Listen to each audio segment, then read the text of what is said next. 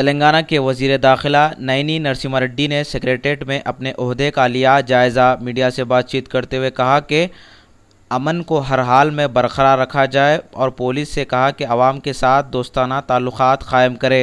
ख़वातीन पर आए दिन जुल्म के वाक़यात में इजाफ़ा हो रहा है, इसको काबू में करने के लिए भी इक़दामात करने का दिया तयक़ुन और हसास मुकामात पर CCTV कैमरों को लगाया जाएगा।